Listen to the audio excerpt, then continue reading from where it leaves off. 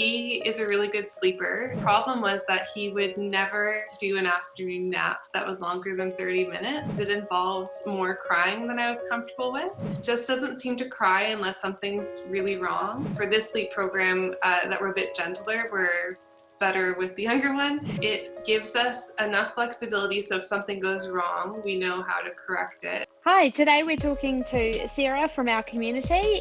She is a mum of two lovely little boys, and she is going to share some of her top tips of being a second-time mum and how she was able to get time with both of her children by following our sleep program. Welcome, Sarah. Sarah, can you please share your sleep story with us? Sure. So we bought the sleep program for my younger son, who is 8 months old. My older one turned 2 in November, so he's about 27 months. And he is a really good sleeper. So we had tried with the younger one to encourage some of the same sleep habits, which seemed to be going well. But our problem was that he would never do an afternoon nap that was longer than 30 minutes.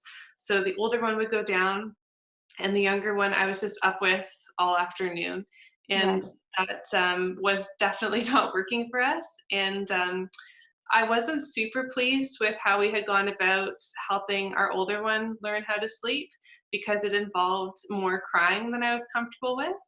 And our younger one just doesn't seem to cry unless something's really wrong. So I just hated putting him down and leaving him to cry and cry. So some of the strategies for this sleep program that were a bit gentler were better with the younger one. And within 2 days of starting the program, he was taking a 2-hour afternoon nap at the same time as the toddler. So I wish that we'd done it sooner. We bought it when he was 6 months old, and he's now 8 months, and I've really enjoyed the last couple of months. So I've been telling moms at our baby play groups who are sharing stories of struggles that they should not wait to try it, because I wish I had started earlier.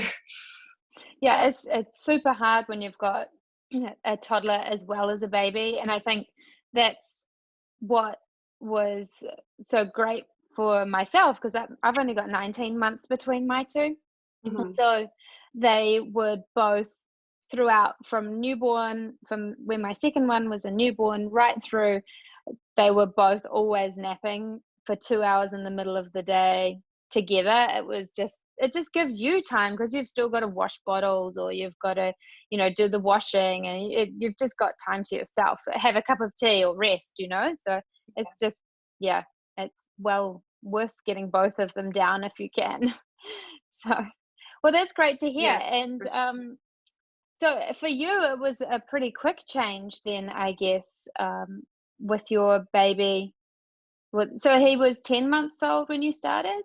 No, he was 6 months. Oh, 6 months, sorry. He's 8 months now. So part of the thing that we couldn't figure out too is why he wasn't sleeping, because he was able to fall asleep independently, but our sleep and wake times were way off. So he was sleeping far too long at other times, and so we adjusted that. And I think that, again, I wish that I had done that sooner. That's good to hear. And he's sleeping well at night as well still? Yeah. Or Very great. well. Yeah. Oh, fantastic. That's awesome to hear. And so so your advice to other mothers would be to start earlier, don't wait to, even when you are a second time mom, I guess, Yeah, absolutely. I think because you really need that time even more if you're a second time mom. And I find too that it gives us enough flexibility so if something goes wrong, we know how to correct it during the day, but enough structure that I can plan things for my toddler and not always having to have the day revolve around the baby. Because again, the strategies that we used with the older one really only worked with one, because it's required a lot of flexibility on my part. And I remember thinking, if we ever have another baby, how will we do this? Because it just required us to be make no plans basically. So we loved knowing that we can get out in the morning, and it's really nice that if we have to nap on the go sometimes, that's can happen. So that's all Yeah. been really, really positive for everyone in the family. And I think a lot of toddler activities are generally around 10 to 11 o'clock. So you can always do the morning nap for the baby on the way to the event or to the activity. And then you have time to spend with the toddler and the baby's not cranky. And, it just, yeah, I feel like it works really well for more than one child, especially. Yes. Whereas, yeah, that's great. I obviously think it's great. It's great that we've been able to help you. Yeah, no, thank you. Yeah. Well, thank you so much for chatting, and we love hearing so much success from our community. And thank you.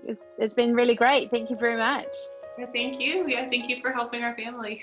That's all right. Thank you so much for chatting today, anyway. Thanks, Sarah, for talking to me today. Remember, if you need any further advice or information, please head to our website. You can also comment below and we'll answer those as well. And last of all, like and subscribe to our YouTube channel.